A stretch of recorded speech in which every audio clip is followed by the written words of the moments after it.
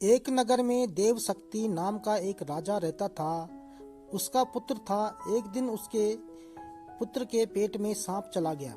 उस सांप ने वहीं अपना बिल बना लिया, जिसके कारण उसका शरीर प्रतिदिन कमजोर होता जा रहा था। बहुत उपचार करने के बाद भी जब उसके स्वास्थ्य में कोई सुधार नहीं हुआ तो अत्यंत निराश होकर राजा का पुत्र अपने राज्य से बहुत दूर दूसरे प्रदेश में चला गया और वहां सामान्य भिखारी की तरह मंदिर में रहने लगा। उस प्रदेश के राजा बलि की दो नौजवान लड़कियां थी। वह दोनों प्रतिदिन सुबह अपने पिता को प्रणाम करने आती थी।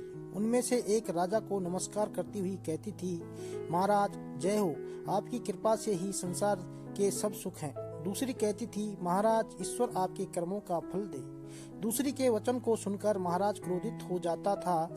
एक दिन उसी क्रोधावेश में उसने मंत्री को बुलाकर आज्ञा दी, मंत्री इस कटु बोलने वाली लड़की को किसी गरीब परदेशी के हाथों में दे दो, जिससे यह अपने कर्मों का फल स्वयं चखे। और फिर मंत्री ने राजा के अनुसार उस लड़की का विवाह मंदिर में सामान्य भिखारी की तरह ठहरे उस परदेशी राजपुत्र के साथ कर दिया। राजकुमारी ने उसे ही अपना पति मानकर सेवा करने लगी और कुछ समय बाद उन दोनों ने उस देश को छोड़ दिया। थोड़ी दूर जाने पर वे एक तालाब के किनारे ठहरे। वहां राजा पुत्र को छोड़कर उसकी पत्नी पास के गांव से घी, तेल, अन्न आदि सामान लेने गई। सामान लेकर जब वह वापस आ रही थी तब उसने देखा कि उसका पति तालाब से कुछ दूरी पर एक सांप के बिल के पास सो रहा है।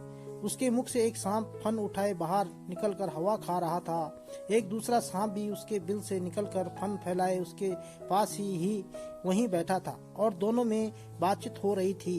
बिल वाला सांप पेट वाले सांप से कह रहा था, दुष्ट, तू इतने सुंदर राजकुमार का जीवन क्यों नष्ट कर रहा है?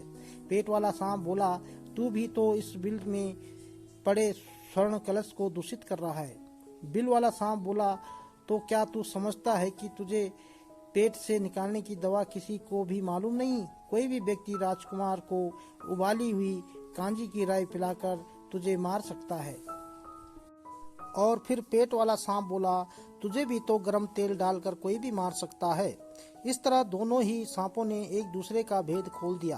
राजकन्या ने दोनों की बातें सुन ली थी और तब उसने उनकी बताई विधियों से ही दोनों सांपों का नाश कर दिया। उसका पति भी निरोग हो गया और बिल में से स्वर्ण भरा कलश पाकर उनकी गरीबी भी दूर हो गई और फिर वे दोनों अपने देश को चल दिए।